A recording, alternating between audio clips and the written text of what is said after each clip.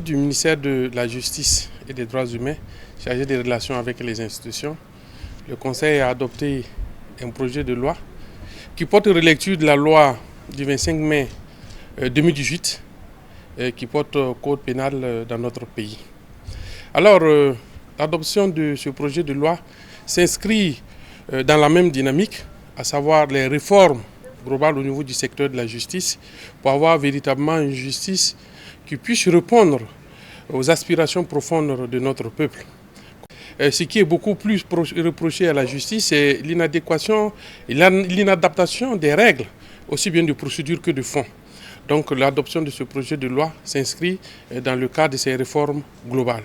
Alors, en termes d'innovation, il faut dire que le projet de loi qui porte effectivement relecture de la loi actuelle portant code pénal comporte beaucoup d'innovations sur ces 891 articles.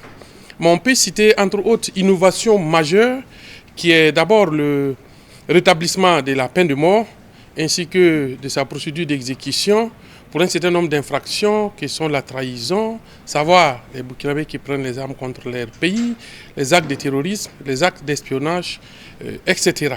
Donc c'est pour un certain nombre d'infractions que la peine de mort a été rétablie. Ensuite, vous avez aussi un certain nombre de réformes qui sont intervenues au niveau du secteur dont il était nécessaire d'harmoniser avec le code pénal. Je cite par exemple le travail d'intérêt général qui se retrouve comme une peine principale et autonome dans le code pénal. La sanction de la promotion et des pratiques homosexuelles et assimilées qui se retrouve également aujourd'hui réprimée dans le CPF, mais qui a été rapportée également au niveau du code pénal. De façon globale, on assiste à un relèvement des peines d'amende au niveau de toutes les infractions, qu'il s'agisse des délits ou des crimes. Par exemple, en matière délictuelle, les minima sont désormais à 500 000 au lieu de 250 000. Vous avez également en matière de circulation routière, les infractions ont été revues.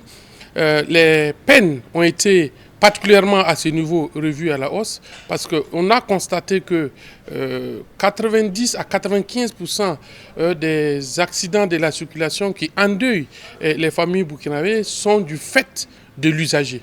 Et il fallait bien entendu, tout en accentuant la sensibilisation sur la sécurité routière et prévoir également des sanctions qui puissent être dissuasives pour mieux protéger la société burkinabé et protéger les usagers de la route. On a également revu la sanction pour les crimes économiques qui sont les détournements, les actes de corruption et qui vont jusqu'à l'emprisonnement à vie lorsque le montant détourné ou objet de l'infraction est supérieur ou égal à 5 milliards. Donc, et nous avons également revu la possibilité d'accorder le sursis pour la peine d'emprisonnement et en même temps pour la peine d'amende. Donc dorénavant, le tribunal, le juge qui prononce la peine, s'il admet le sursis, il ne peut l'admettre que pour une partie de la peine. Autrement dit, si l'emprisonnement est un sursis, la peine doit être forcément une peine ferme. Parce que c'est à quoi nous assistons aujourd'hui. Et ce que la loi permet, c'est que aussi bien la peine d'emprisonnement que la peine d'amende, le tout peut avoir le sursis en ces moments. Voilà un peu un certain nombre d'innovations. Le Conseil a autorisé à ce que le projet de loi puisse être transmis à l'Assemblée législative de transition pour examen et adoption.